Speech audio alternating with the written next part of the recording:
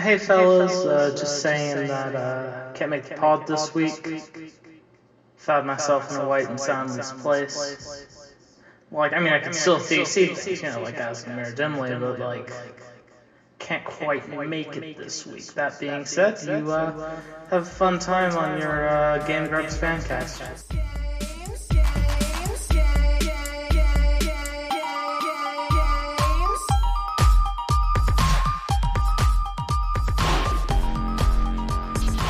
Hello everyone and welcome back to another episode of Video Games Are the Worst Thing on Earth. I am your host Alton. With me as always is Reese.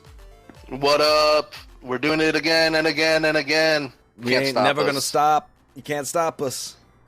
Unless, I don't know, you put a little bit of effort, you could probably get us to stop. If you're the Koch brothers and you want us to stop, send us $3 million and we will stop. Or $300 would probably do it. No less. We have a special guest with us today. Victor, say hello.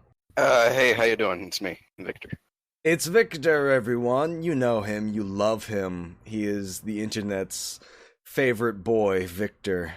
I will tell you one thing you might know me from, and this is a real thing. I'm not actually. This is not a bit. I am the original creator of Minecraft. That small Drake meme, that little tiny version of Drake where he's like 3 feet, like 2'5". So I made that years and years ago. It's already been stolen. We have a celebrity on our podcast. It's I great. was racking my brain trying to think of reasons you would want me on this show and how I would myself. How do I introduce I'm just I don't have anything to say. I am not anybody on the internet, so don't worry. No, now you're the number one person on this podcast by far. You've lapped us twice. Thank you. Congratulations, and thank you for gracing us with your presence. Exactly. I appreciate that. So, thank you for having me on. To explain the premise of the show, we are the last guardians of gamership. We are the guardians standing at the gates of fascism, keeping you young, innocent gamers from falling into the pits of reactionary thoughts and eventually, inevitably, into fascism. We are the last true fans of video games. We are the only people that tell you the truth, the whole truth, as Reese will attest to. There's 100%. So many people talk about video games, and this pisses me off. So many people talk about video games, but nobody tells you the truth. Only we tell you the truth. And I was talking to Victor, and I said, buddy, you're a truth teller. Come on the podcast. And he did. So this is going to be an interesting episode because not only do I have a cold, I've also just drinking a whole glass of wine. So let's use that to segue into our first discussion. We're going to have an extended multi-part salt mine. Oh, God. Where gamers, it's been a little while since we've done an episode, and gamers, just because we put ourselves on pause, they don't stop. Exactly. And the first thing, a little while back, and probably one of my favorite things that anyone has ever gotten angry about, is Blizzard put out a pink Mercy skin for breast cancer awareness. All the funds go to breast cancer awareness. Hooray for them. We could go into some stuff about how, maybe it's not the best thing to tie direct consumerism to charity and to curing these things, but whatever, it's hardly the worst thing on earth. But gamers are extremely angry about it regardless. And, we don't have as many good key quotes as we do all the time, but seems to be the recurring theme is that they're mad because breast cancer focuses on women and not men. Yeah. 100% unaware that men can get breast cancer. Basically, I think if you wanted to sum this up in just one statement, you could say, where is the prostate cancer skin? No, all the gamers on Twitter actually get prostate cancer all at once when there's anything about breast cancer ever that happens. They would actually do the same thing when the Susan G. Komen did their like pink breast cancer awareness drones or whatever. It's the same thing. Well, I'm glad that this can grace the hallowed halls of gamerdom finally. I do really want a prostate cancer skin though. I want the anal cavity skin for McCree, where he just looks like twitching bowels. And finally they can be happy. They just have like the Torbjorn skin where he's in like a white lab coat with like that with like, do you know those like finger protector things that you get in like medical kits where it's just like this rubber sleeve that goes over your finger that looks like a tiny condom? He has like one of those on his trigger finger, and he's the prostate cancer examiner skin. But we have some great quotes from this, mostly just like the titles of threads that have been posted on the official Blizzard forums. We didn't go to like the official Blizzard forums because we're too lazy, but we have like tweets. Do you have the tweets up, Alton? I do. I actually do also. All right, can you guys read the tweets? Breast cancer and gender bias. I was a bit miffed yesterday when I logged in and was presented with a pop-up for a new skin being sold in support of breast cancer research. The price isn't my issue. It's a principles thing. Spelled wrong. Frequently, I see charities for female-specific ailments such as breast cancer or ovarian cancer, and then it gets cut off. I actually, in particular, really like this one because the way it's worded implies that he wants male-specific ovarian cancer research. Oh my god! For the men who have ovarian cancer. So that's actually, if you disagree with this, you're wrong on that. You're problematic. I think he's actually owned himself by becoming extremely woke and extremely supportive of trans people. That one's really good. God. So, kudos to you, sir, the wokest gamer on the internet. Thank you for that contribution. Yeah, that's probably like the best tweet, honestly. And then I think I'm going to read this next one out if you guys don't mind. And then this one says, let's bring some logic to this breast cancer thing. Yeah. Which is just like, it's 100% an internet idiot fucking bullshit thing to just be like logic and reason, and you are the epitome of just being an illogical chud. And he says, I 100% get what you are saying, but I am also saying that there is a slight societal mental priming towards being more sympathetic towards the issues that women face. Oh boy. Definitely. You know, with Trump in the White House, that's what I say all the time, is that societally, there's way more of a mental priming towards being sympathetic towards women. That's just too damn... Mr. Too Damn Logical here telling us about how it's illogical to help women at all. Ever. The glass ceiling is fake news. It's a myth. We have the pink mercy skin. Yeah. Women have everything they've ever wanted. They're oppressing us poor men's. Well, the real question here is, what color is prostate cancer awareness? That's a good question. Green. That's the real one. Is it brown? It can't be. That would be way too funny if it was actually brown. I think they do all have a color. Listen, could be wrong. You know, people say that, like, men are oppressed about this, but, like, literally, you go to the doctor and you get finger blasted to check to see if you have cancer. So I really don't see what the complaint is. That sounds awesome. Great. Our whole medical system is set up so that there's a societally acceptable reason for you to just get, like, just finger banged in the P zone. Prostate cancer awareness's color is white because that's the color of your cum after it gets tickled. Oh God! Oh my God! That's great. We're doing good here. Let's contact some PR firms. We're gonna make the gamers prostate union. We're gonna be a union of gamers dedicated to pleasuring our P-zones.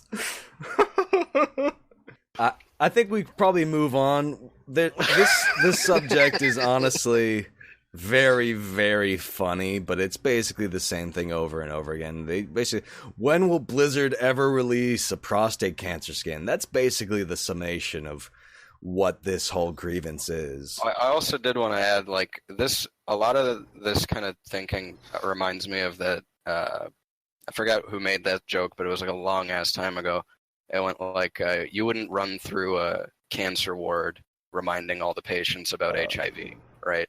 Yeah. Unless, you know what I mean? This, a lot of the time, this just reminds me of it. Like, this is literally talking about breast cancer, and this is a campaign that has been going on for like at least a decade, 2 decades. I'm showing how little I know about this, but this has been going on for probably more than, you know, our lives.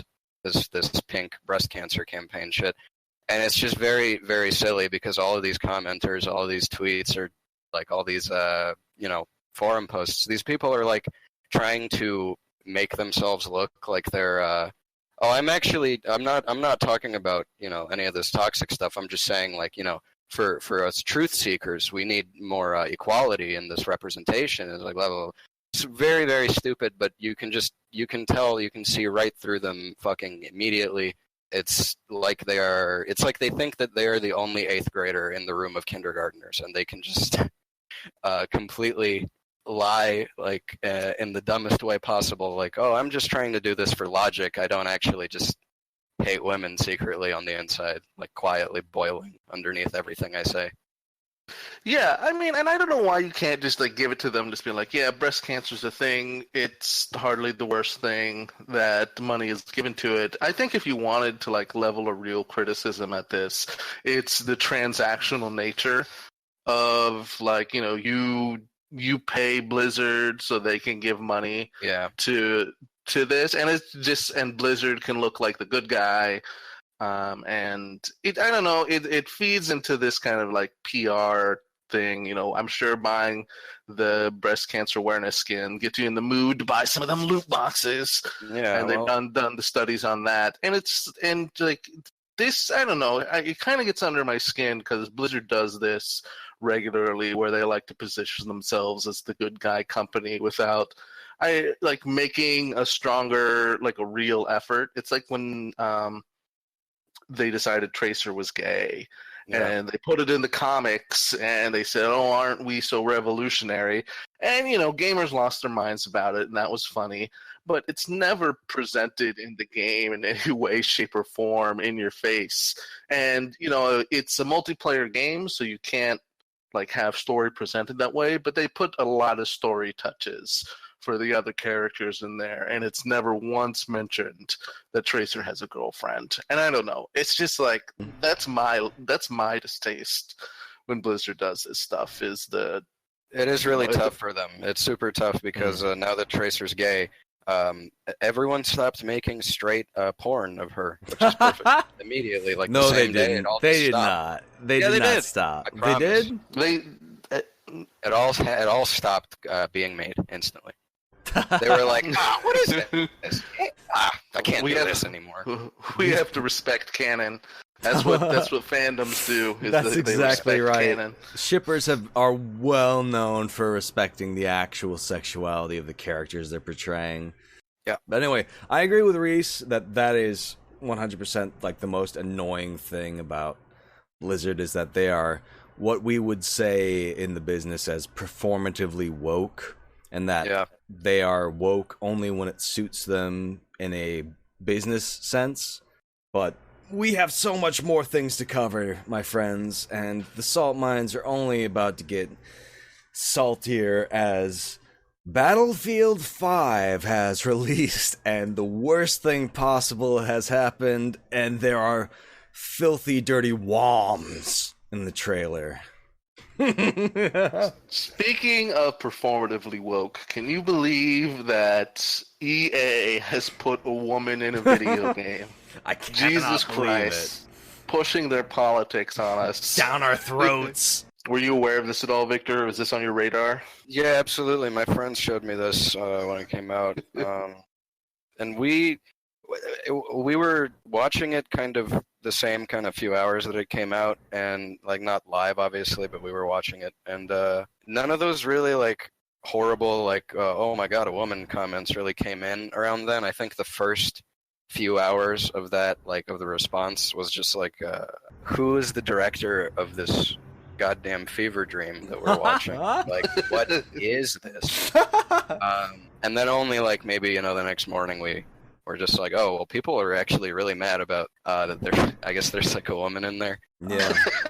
I was mad that she seemingly dies and then comes back to life, and then she disappears again, and then you die, and then you're not a person, but then you become a person. You're a floating camera, and then someone jumps out of a window, and then when they land, they're a different person. It's a great movie. Every time I watch it, I feel like I missed 2 or 3 hours of it. That trailer is actually probably worse than real life wars, because like nobody is like fucking running out in the open and like shooting at each other like in this mad dash to like kill people like they portray in that. They're all like hiding behind a wall. Well, there wasn't any soldiers who fucking shot down a airplane with a machine gun. BF 109 with like 3 bullets from a machine gun. Yeah, but that's not what gamers are upset about. They're upset because a woman with like a claw hand is in the trailer, and that's historically inaccurate.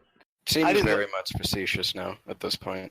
It's impossible to tell because I really want this to be them, I don't know, overreacting jokingly in some way. I hope there's a level of irony on their part, because I haven't seen the trailer. I don't need EA games in my life. Owning one and trying to play them is just like endless, constant punishment. Yeah. And the gameplay part of it is not enough to deal with the rest of EA's economy bullshit. So to me, it just looks like they saw a woman and just lost their goddamn minds, which is what I assume that they do every time that they see a woman. They're like, God damn it. Yeah. This isn't pornography time. I'm only supposed to watch men until that time. Yeah.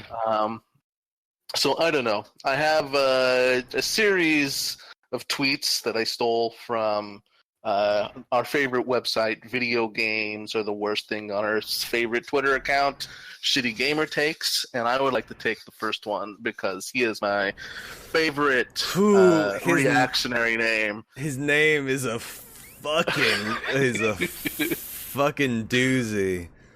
But go ahead. Proud Zionist.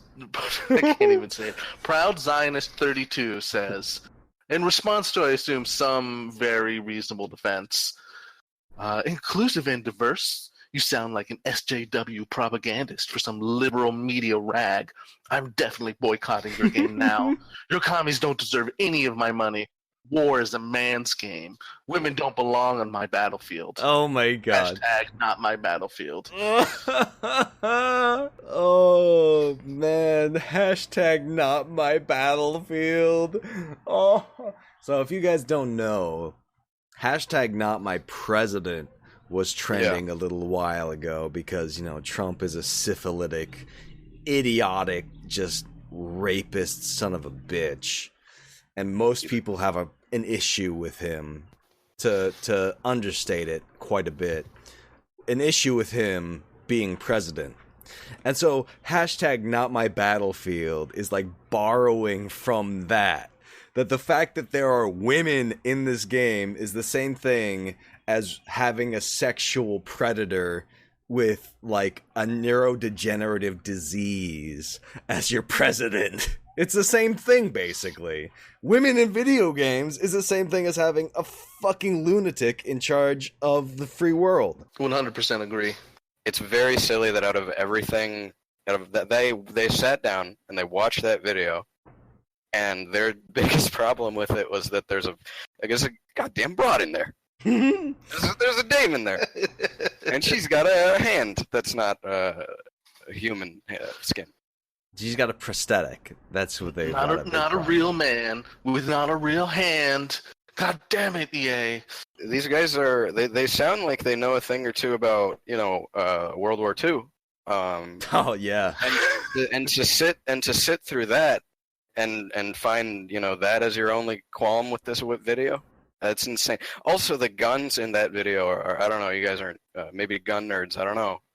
Those are completely wrong. Everything in that video is wrong. They are completely mismatched, like units fighting in the wrong vehicles with a tank completely from a different country with weapons from all over the fucking world in different time periods. It was very strange. I thought it was weird when they got into a buggy, and I was like, what the hell is that? Like, the closest thing in the 1940s to that was like a Jeep. Why are they on a four-wheeler? Everything about that was so strange. It's the biggest fever dream. My favorite thing is like all the video gaming websites that have started releasing articles like top 5 female badasses in World War II, and they just list like these famous examples of like soldiers from World War II which were all female, which, surprise surprise, like half of them are all from the USSR, like the night witches, and then like the sniper battalions that are like all women. Yeah. It's like, God bless them, they're trying to be woke, but they're just like surface level, just like, hey, women were in World War II too. And it's like, yeah, that's obvious to anyone who actually knows anything about World War II, is that women were like a huge part of it. But it's just these reactionary gamers who just like see a woman doing anything other than just like cooking mama, and they just get fucking bent out of shape like hell. It's nuts. Do you want to take on the next tweet in the series, Alton? Oh boy. So, at Tanner the Twat says, nothing can be historically accurate anymore, huh? Gotta satisfy everyone who gets butt hurt. Period. Shame. Period. One thing I do know that the feminist elite were clamoring for was for history to be rewritten with more women in it, and have every single icon of the history become a woman. That's definitely an accurate representation of what they're saying. But I guess that's beside the point. The real reality is that these gamers, it's not about historical accuracy. It's just about a lack of imagination. Basically. God forbid you try to switch up the billionth World War II thing to come out in the past 10 years, make it slightly interesting and engaging. It has to be exactly like all the other ones that we've seen. Basically, it has to be Arma 3. It has to be extremely historically accurate. That's why their other favorite game is the one where the Nazis won World War II. And they're super soldiers and have big robot armor. They're great. They love historical accuracy, always, and not just when it suits them and their argument. It's just like this persistent idea throughout history that tries to place white maleness before everything else, despite there being like a lot of examples in history that disprove that as being the case. I don't know. We should probably just blast through the rest of these shitty fucking awful takes and move on to our next topic. Go ahead. Agreed.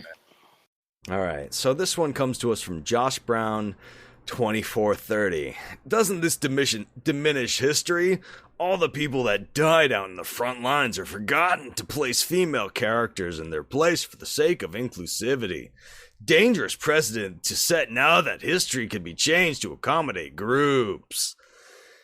And basically that just goes over what I just said, and that history has changed to accommodate this white ethnocentric view of history, which is that everything that's ever been done in history has been done by white males, essentially.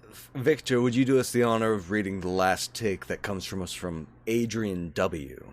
He's replying to Battlefield and EA Dice. Adrian, here is a nice picture of him on a big bright red tractor. He's doing great over there. He looks happy. Dear SJW idiot, please understand that we evil white males want a game to have a good, immersive atmosphere. This is ruined by the completely unnecessary addition of handicapped female soldiers. Since there were no female soldiers in World War II except in Russia. Good on him for that last bit there. I was gonna definitely tweet at him if he did Russia. Giving Russia the props. I would like to, before we move on, just to kind of conclude that I do think Victor kind of hit the nail on the head when he was talking about questioning how deeply held these beliefs are. Because my favorite interaction that I didn't bother to find again, but because it's the context of the word isn't funny. It's just funny that he did it. Notch got mad somebody about it, and somebody tried to like earnestly engage with him on the topic using logic and reason, and his response was "lol." And to me, that typifies everything. Is that these people, none of these reactionary gamers believe anything that they say. It's this hysterical, deeply held belief that's like, it's typified by calling them reactionary, where it doesn't matter the actual content of it. It's just this kind of weird codified grievance that they just have to screech until the bubble is burst, and then they're just like, well, I don't actually care about anything, exactly, because I'm a fucked up monster. Anyway, I'm moving on. You could fucking argue this all day with them and it wouldn't matter, because that's not even the point they're arguing. They don't care, that they do not give a shit that they are talking about Battlefield, the series of which the last 3 or 4 games has completely rewritten their own history in maybe interesting, maybe stupid, whatever ways. But this is not a historically accurate series. They've never set out to be a historically accurate series. Battlefield 3, I thought, was about like some fucking crazy North Korean electromagnetic weapon system that they like, this is fiction. This is always and has always been fiction, So it seems really, really strange, and you can argue that point with them all day, but it doesn't matter, because they're going to argue any single way they can just to get out, their jollies. This is their life. They have nothing else. Basically, and they just love that. To them, the reaction doing this shit is the greatest heroin rush in the world. There's no feeling like just getting mad at black people and women on the internet. This has never been about historical accuracy, the series, but somehow the instant it conflicts with this male ethnocentric view of the world, it suddenly becomes a problem. This historical inaccuracy no longer fits to the fantasy that suits their tastes, essentially. Yeah. Well, too, it's about kind of like the gaming corporations or whatever, ceding just like the smallest amount of ground just by having a woman prominently featured.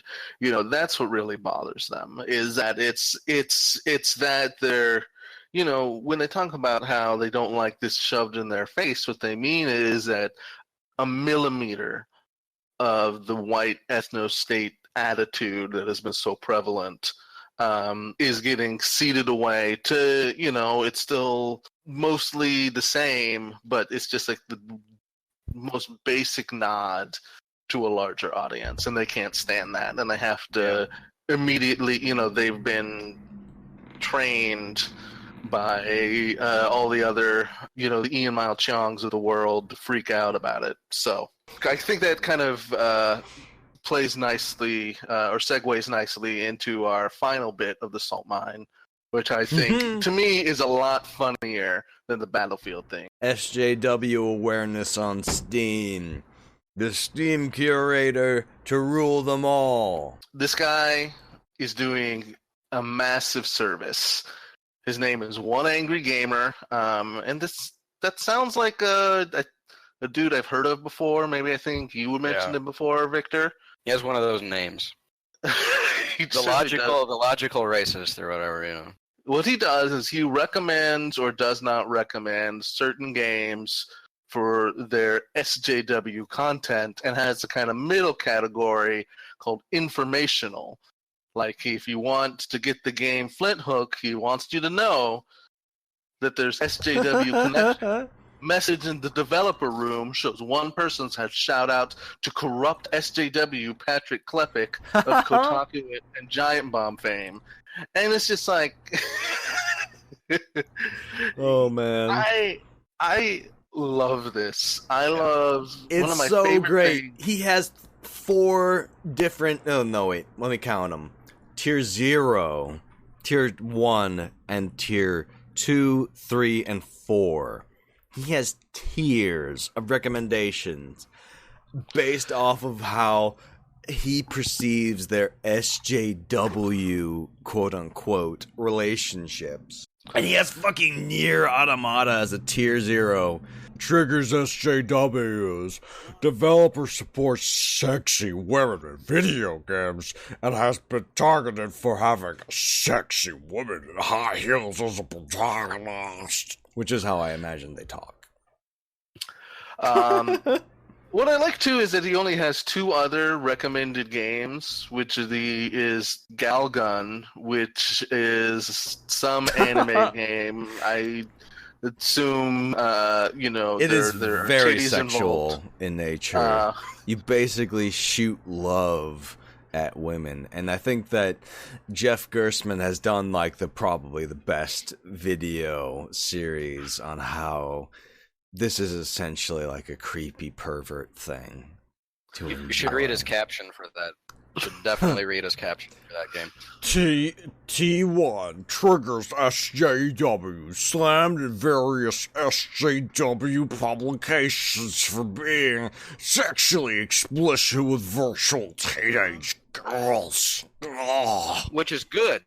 Which is a good thing. He loves this. Thumbs up to being sexually explicit with teenage girls.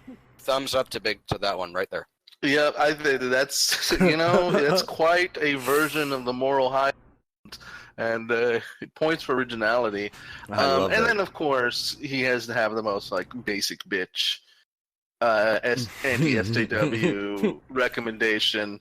Hatred, the game about an active shooter, tier 0, triggers SJW, was the target of a harassment campaign by SJW who's survived intact, even with forced AO ratings and bans. A pretty mediocre, dull, and buggy game otherwise. So this gets its highest recommendation, and he admits that it sucks. It's like, I recommend it. He's not rating them. He's not even rating them on how fun they are. That's what bothers me. Exactly. They're like, this guy doesn't even rate this shit based off of whether or not he thinks it's a good game. He fucking recommends it based off of whether or not it triggers SJWs, which is just like the most insane, fucking ridiculous. I mean, it goes into my favorite category is when conservatives, gamer types, torture themselves to own the libs. It's just like play an endless repetitive game, have to deal with 4 crashes an hour to own the libs. You are a true soldier. I really gotta call this guy out in that he seems to have this really big hate boner for a developer named Christine Love. So no less than 3 fucking not recommended ratings on Lady Killer in a Bind, Hate Plus, and Analog A Hate Story. And every single one of them is described with Christine Love, game developer, rabid feminist, harasser, and deeply loves cronyism with Kotaku. I've heard a lot of Lady Killer in a Bind, and I've heard it's actually a pretty decent game if you're into that whole scene. Christine Love kind of really meets all the criteria for what drives these people insane. She is feminist. She has a very particular point of view in gaming that you cannot have unless you're an independent developer like Christine Love is, and it just drives them insane. You can't even say, I disagree with this, I'll ignore it. You've got to make it like part of your worldview that you hate these people. Which, to be fair, I've also done. I can't just ignore these people. It's now part of my worldview to dunk on them and hate them. So, I don't know. Because it's so much fun. It's so much fun to just dunk on like idiots like this that recommend shitty fucking games. But remember, if your goal is to trigger the 6 or 7 people on your Steam friends list, remember to follow One Angry Gamer on store.steam. I'm gonna play Hatred to fucking make Reese mad as hell. Reese, how mad are you that I'm playing Hatred right now? LOL. I am extremely angry at you, Alton. But that is not because you're playing Hatred. I'm just always extremely angry at you. Because I'm extremely angry at everybody in my life all the time. I have severe emotional problems. I actually stream Hatred to trigger as many people as I can at once. Currently 0 people watching, so it's fine. Triggering the libs by having nobody at all follow me on twitch.tv. Yeah. I mean, that's the reality, too, is that there is a handful of people with an audience who can kind of have these stream of reactionary thoughts that can get under people's skin. But mostly these people who are trying to trigger the libs are just like... PewDiePie. just are alienating themselves from even like other conservative people who are just like find this distasteful and want nothing to do with them and just want the conservatives who think Galgun is fucking disgusting, and they do not find playing that game to trigger the libs to be an acceptable form of political activism. Surprise! Yeah, surprise. Exactly.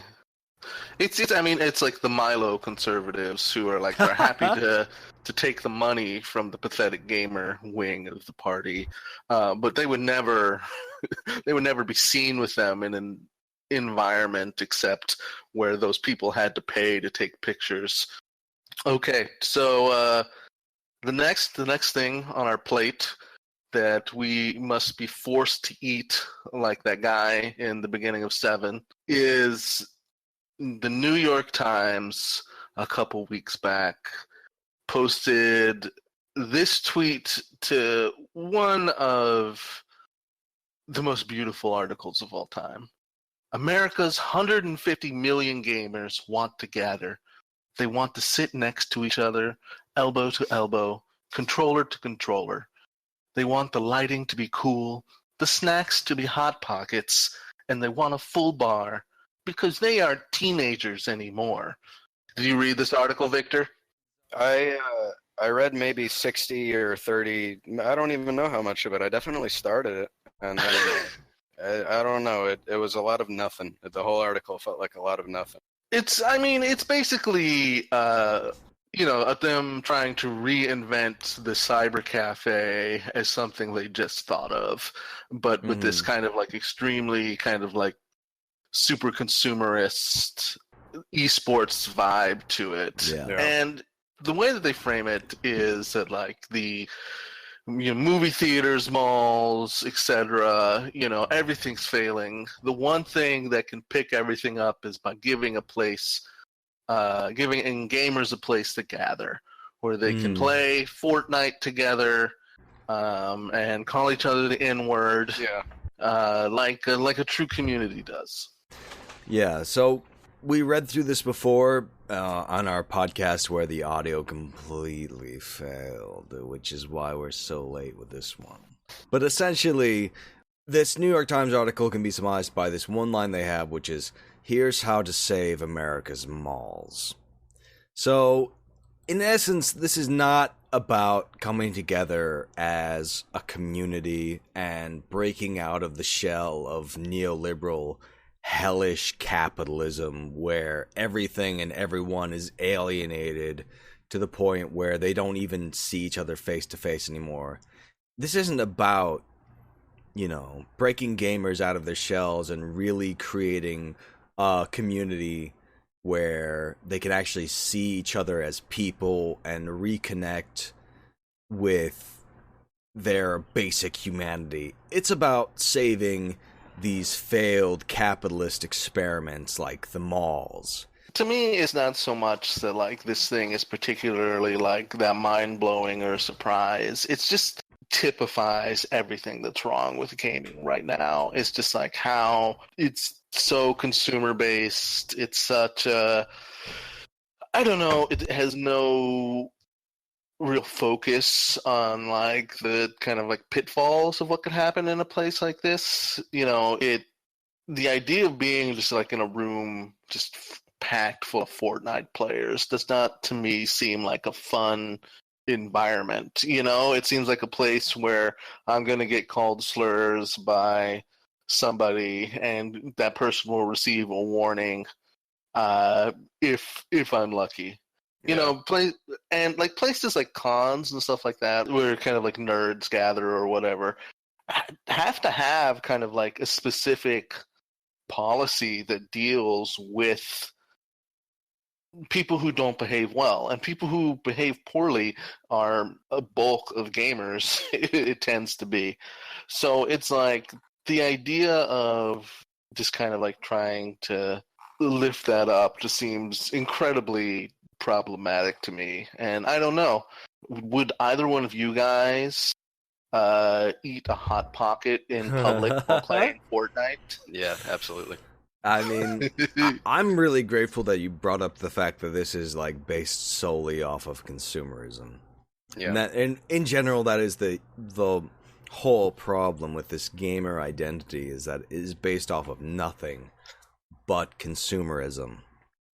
And one of the things that we made the point of last time that was tragically lost to the shittiness of technology and Windows updates was that in order for a community to be real, in order for it to be validating, it has to be based off of more than just like simultaneous consumerism of a product.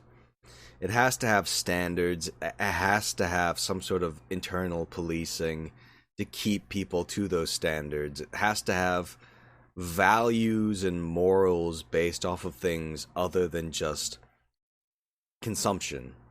And this article does nothing to promote a community or an identity of gamers outside of that. It is so solely focused off of this consumerism and celebrating it and just being so happy that potentially this consumerism could save these like dying aspects of capitalism, that it forgets to include anything else. And it's fucking bullshit, and it's fucking awful, and I hate it. And I would like someone else to say something now, because I've lost the track. We've beaten to death kind of why this sucks. But I think one thing too that I think is not enough for this type of things is the competitive nature of games or whatever, the esports, the battling each other to play in Fortnite or whatever. You know, I think that's something that's more than consumerism, and that's not inherently negative at all. But I think that, you know, just being like, oh man, you can compete against people in public as well as, you know, eat a Hot Pocket. It needs to have kind of like, as you were saying, that something that you're building and specific values.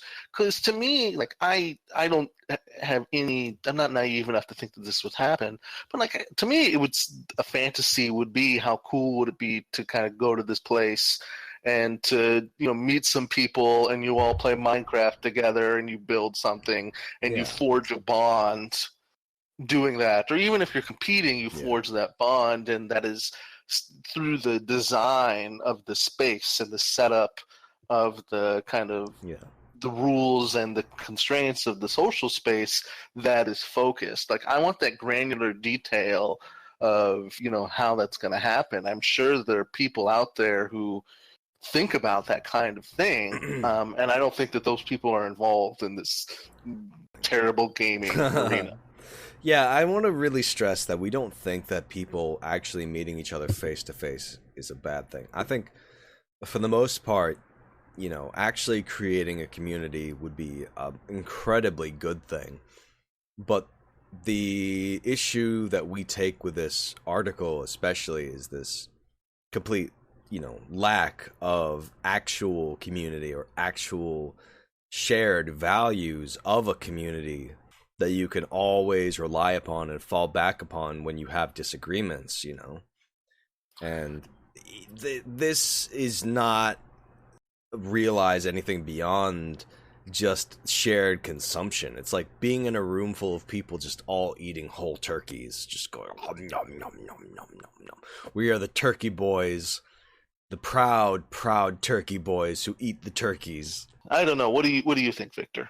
I don't know. To me, it's really strange because this idea has already existed in modern capitalism for a long time. It's called the arcade. The arcade is literally one of these places that you could go to. It was inside of a mall, and to their point, malls are dying. Malls have been dying, which, I mean, I'm not fucking crying over, first of all, but this model doesn't work for malls. I don't see how it'll work even from a business perspective. It doesn't make much sense because gamers just love to sit at home and game. I think it would be great if there was like a, communal kind of sense, but I don't know, maybe that was just an older generation of gamers. Maybe that was just the Billy Mitchell generation of gamers, where they would all, like, every Saturday or every day after school would go and play fucking Donkey Kong over and over and over.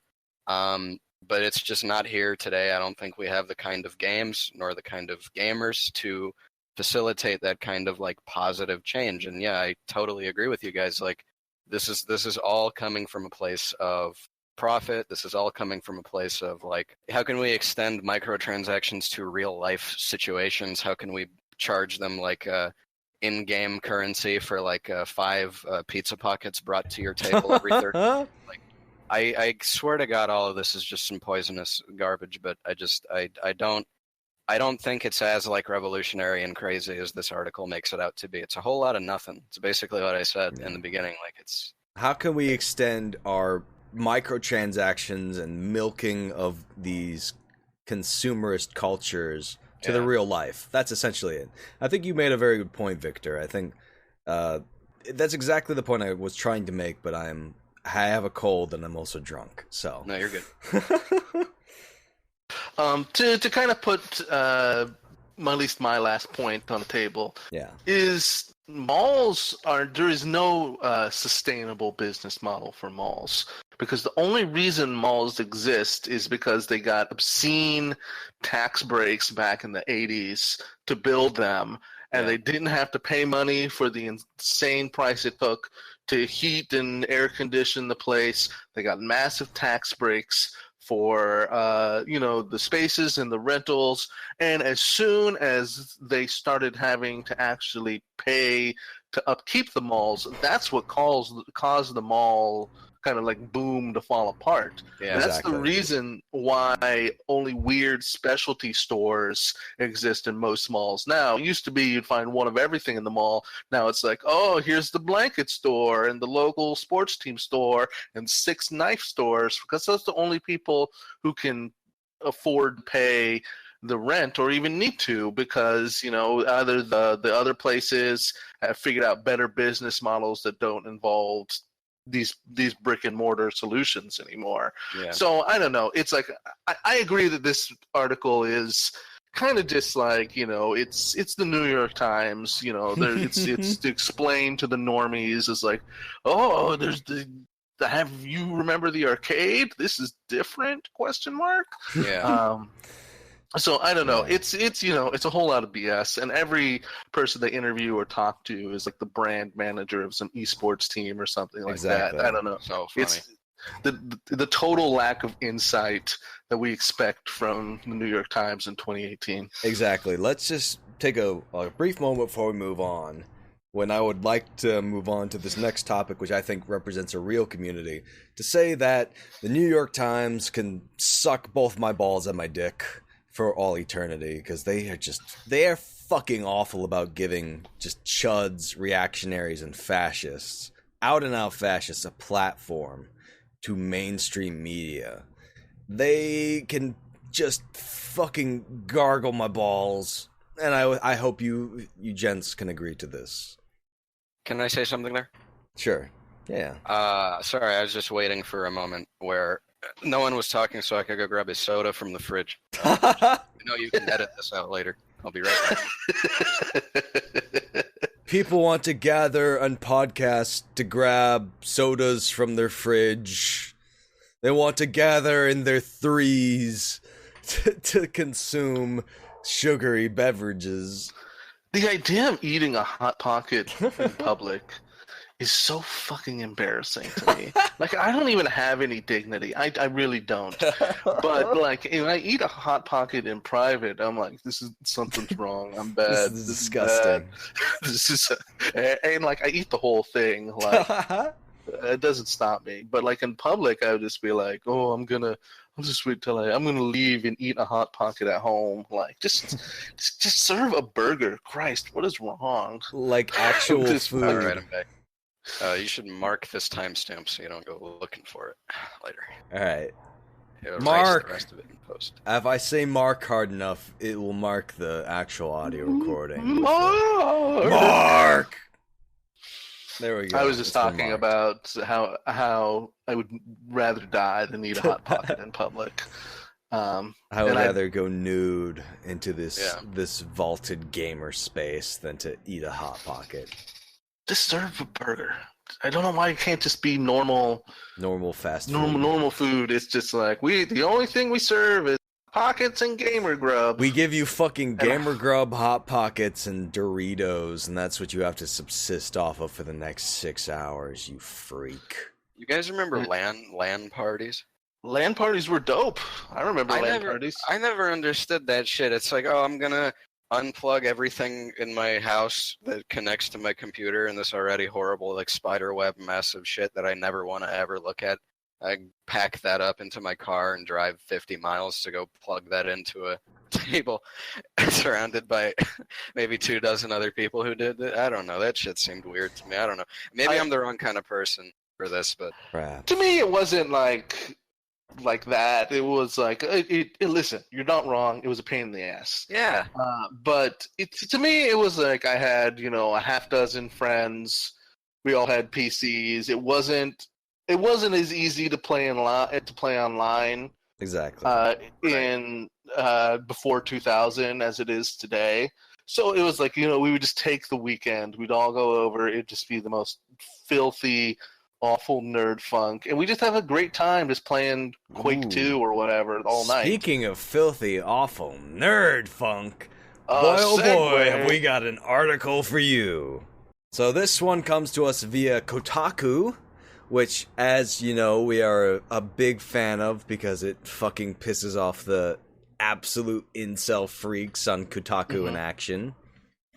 Smash players plead with each other to please, for the love of God, stop smelling bad.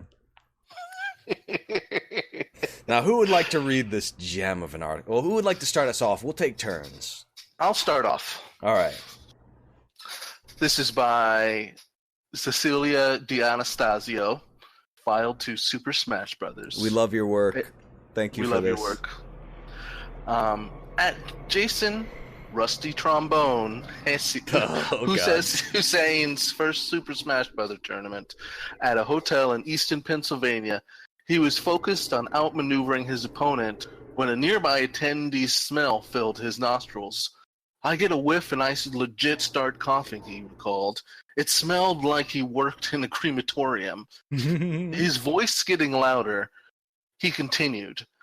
This was hosted at a hotel. How on earth do they provide showers for people? Free soap, free toothpaste, and people don't shower. Have you gone outside? Have you met somebody? The next day, he said, the same people still reeked.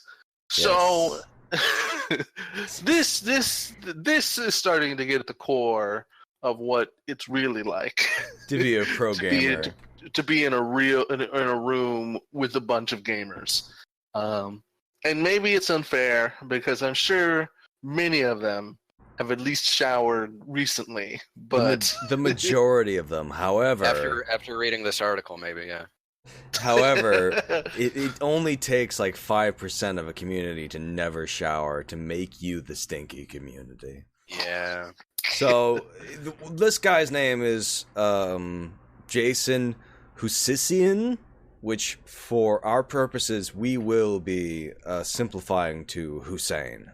Yeah, Barack Hussein Obama. Jason Hussein Obama. So I will continue on the next paragraph. Smash event attendees have been trashing each other about tournament stench for years. In 2008, a California tournament organizer put a rule into effect that if players aren't keep up with their hygiene, he has the right to disqualify them. In 2015, Tallahassee Smash event coordinator feared losing their bi-weekly tournament slot after locals apparently labeled it Stinky Day. You stink so bad that Tallahassee locals have labeled your event Stinky Day. I like how they call them locals, like it's a big mob with pitchforks and shit. These people like chewing on grass seeds and like just like with a big old stalk of grass sticking out of them with their like the straw hats and whatever, just saying like, oh, they're coming down for Stinky Day. Florida man finds gamers stinky. Yeah. Person who dives in septic tanks find these people stinky as hell. The BO must be intense. Please continue. Okay, Smash games can get intense, tickling players' sweat glands. And that odor can become particularly pronounced around games for which opponents sit next to each other. Unfortunately, compounding upon that, it looks like some Smash event attendees don't take precautionary measures. So, these gamers are the next evolutionary step in pro gamers. They are using biological weaponry to get an advantage on their opponents, especially when they sit next to each other. This stench that's so strong it burns their eyes and like distracts them with the stench that they can't fight, basically. It really is diabolical, I think. It is really like a pro MLG tactic. When people talk about four-dimensional chess, the fourth dimension is the sense of smell. 100%. So let's move on to the next paragraph in this. Who would like to read this? I got it. Since the mid-2000s, Smash.gg's tournament organizer, Basim Bear Dadu, I hope I'm pronouncing that right, and angry emails to Alton and Reese, hasn't seen a month go by without somebody complaining about body odor at a local, regional, or major Smash tournament. It's not that a majority of Smash event attendees smell, he told me over the email. He estimates that it's only 5% of attendees, still a lot, at any given competition. In fact, almost everyone I talked to said the stereotype is overblown. It's the players who stink tend to really stink. Worse, not enough attendees have the guts to let them know. And I definitely resonate with that. I'm glad I got to read this paragraph because this is very true. I don't think every last one of these people is just a complete, BO house. A typical thing that people who struggle with hygiene go through is where you can finally teach them, like, okay, I should wear deodorant, okay, I should start taking showers, okay, blah, blah, blah. But then the next step after that is like, okay, well, you have to also wash your clothes. And you also have to wear maybe a different shirt. You could probably get away with wearing the same jeans maybe 2 days in a row, but probably not for 2-3 months in a row. Little things like that seem worlds away to these people, and I have experience with them. I've been to some of these tournaments. This is unfortunately mostly accurate. I really hate to say, but that 5% that smell, they really smell, and it's a really, really hot, poorly ventilated room, and you're shoulder to shoulder with somebody who must smell completely fucking normal in real life, but when you're in this little, vacuum chamber of shit, it just everyone's slight BO compounds upon themselves, and it adds to this horrible 5%, actually stinky people walking around peppering the carpet and the walls with their pheromones. Oh boy. But yeah, well actually we'll get to that part of the article later where they talk about clothing, but would you like to read the next paragraph, Reese? I've told people face to face their BO is getting to me when I make the rounds in tournament pools, Dadu explained. If someone's smell is so distracting to the point where others are complaining, I'll gladly speak to that person to help remedy it. At last year's EVO tournament, he reminded attendees to pack deodorant and shower daily with soap and shampoo. But showering and using deodorant doesn't always cut it. The body and its clothes both need to be clean to ward off stench, as speaking to Victor's point. Yesterday, Smash player and event organizer Richard Kitaro King gave Smash tournament attendees some free advice. You can shower, but if your clothes smell like garbage, you smell like garbage. Wash your clothes before you wear them 5 times in a row. For players wearing jerseys, especially ones provided by sponsors of teams, fresh clothing options may be limited. Still, King punctuated his tweet with emojis of praying hands, ocean waves, and a red SOS. That'll get him. Smash and Splash tournament helper Thomas Pachuccio said that since his upcoming Smash event takes place at a water park with plenty of showers, he's hoping attendees won't re-experience the brutal instances of olfactory offenses he's lived through. Now, let me tell you, this guy is a problem solver. When you can't make your players shower, you host the tournament inside of a shower. Yes.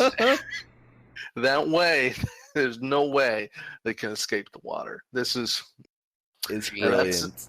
It's so genius. Next year, it's going to be at the Yankee Candle Factory, I heard. Nice. Yeah, this is going to be the team sponsored by Febreze, and every hour they have to go into the Febreze chamber where head to toe they're just sprayed down with this noxious chemicals which remove their stench. Oh, I'm getting boy. all these horrible flashes in my head now of these capitalist dreams of gamer peripherals that you can plug into your computer, and it deodorizes your body for you every 30 seconds, like a Glade plug-in. A Glade plug-in for you. Yeah, for your gamer chair or whatever, and it just mists your horrible fucking body. Deodorizes. Victor, I say this. Normally, I like jokes, but don't give them ideas. Those gamer chairs are already such insane, absurd baby man thrones that I can easily see them working some kind of just full-on spritzer tool. The diaper changer extraordinaire, the Pro-E diaper changer. It's just the toilet. It's the start. It's the start of those chairs in Wall-E that all the fat people who can't walk fly around. Its first thing was the Yankee Candle chair. Hey man, if those chairs came in with a shower head attachment and washing machine module, then that would be fine. That'd be great. That'd be sweet. Man, Victor, you really gotta license this. You gotta go patent this before somebody steals your brilliant ideas. Yeah, this is a capitalist podcast now, and our startup is the gamer the gamer candle chair. I'll finish off our reading series. The stereotype could come from Smash's grassroots background as a game played in basements and low-cost venues with poor ventilation, said Smash event organizer Pidge. Her local venue was a repurposed karate studio, which had no air conditioning, small windows, and poor ventilation, on top of already smelling like sweat. Now that the Smash community has expanded, she said, organizers have been able to find venues better suited to hundreds of people playing a stressful, sweaty match. She has also seen tournament organizers hand out deodorant. Oh my god. Pidge added that while tournament stench is sometimes an issue, what's really obnoxious is how incessantly Smash players tweet about it. Like, okay, we get it. You want everyone to be reminded constantly that the smell isn't you. Relax. Weird thing to get mad at. Yeah. Obviously, it's easy to make fun of, but I do think there's something nice about the fact that they're just like, listen, guys, maybe we could just improve this whole thing by, there's, basic tips for whatever reason. Oh, yeah. You haven't been socialized to this fact to thinking about other people. And, it's like, there but for the grace of God go I. It's good that these people can kind of have that reminder and work to be a better community. It's like, obviously, Stinky Gamers is just such a low-hanging fruit that we were happy to pick. But but I don't know. It's also kind of nice that, the organizers are happy to just address this head on and not make everything be an insult to these people. Yeah, it does make me feel very good that there are like a handful of dudes who are actually handing out little shampoo bottles and stuff. Like, I'm really Exactly. That actually does warm my heart. Like, it makes me glad that there are some sheep herders in there. This is what we're talking about when it comes to the idea of having an actual community. This is like, I would say, like the lowest common denominator of what we would talk about when talking about what makes a community, is that you have to have like the basic bare minimum standards. Like, you have to have like some sort of shared value, and you have to have standards, and these are people who are finally setting out these standards in their community that you cannot smell like an open sewer system. Gotta start somewhere, man.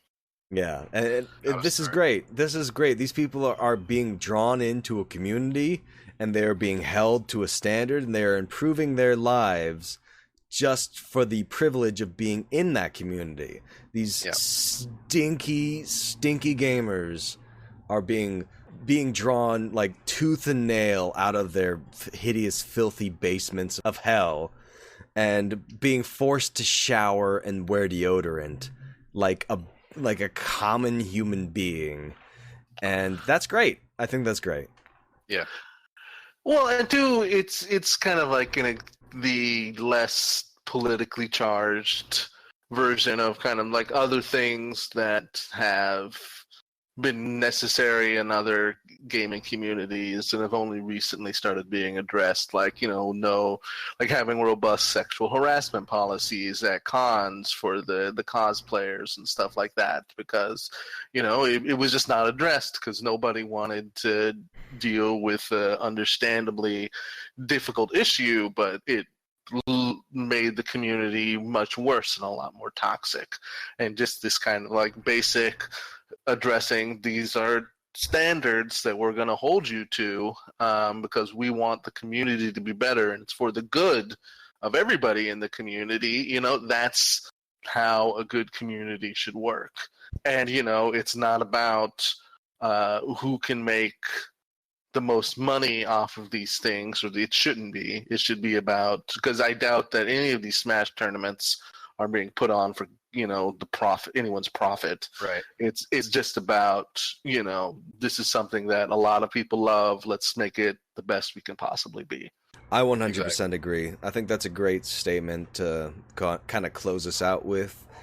So that is the end of Video Games Are the Worst Thing on Earth. We will be back at you either next week or the week after that with even more great content where we make fun of games and gamers and how blissfully ignorant they are of politics or the real world at all. So, Reese. And oh yes, where we tell you the truth. Exactly. That's the important part. Don't get me worked up on this one. I may have told some lies. Victor, as a guest in our home, is permitted to tell some lies. Victor, We want to thank you for coming on. Do you have any final grand statement for our audience? No. Okay, cool. I'm really glad you guys had me on. I appreciate the opportunity. It's the first time I've done this, if you couldn't tell. Oh, I hope it was okay. We're gonna, now that you've done it once, we're gonna rope you into our revolving door of people that we have on. Exactly. For no pay. But let's go ahead and move on to our promotion. Reese, where can they find your great content online? The great content online from Reese comes from the Twitter account @YourVeryGoodBud, where I offer emotional support to my friends and rage at everything else. All right, Victor, where can we find you on your great work online? You can find me on www.raytheon.com and my side project, www.halliburton.com/nus/defaultpage.aspx. You guys check me out there, subscribe and follow. Nice. All right. Dope. Can't wait. That sounds great. You can and find. What about you, Alton? Oh, yes. Sorry. You can find me at 8Alton8, numeric 8s, because just Alton was taken on Twitter, where you can find me just getting red mad nude online about liberals and how they just are constantly punching left. And you can find me on youtube.com / Alton Plays. Just search for Alton Plays on YouTube. I'll be the first person to show up. And yeah, I think that's it for this week. Thanks for listening.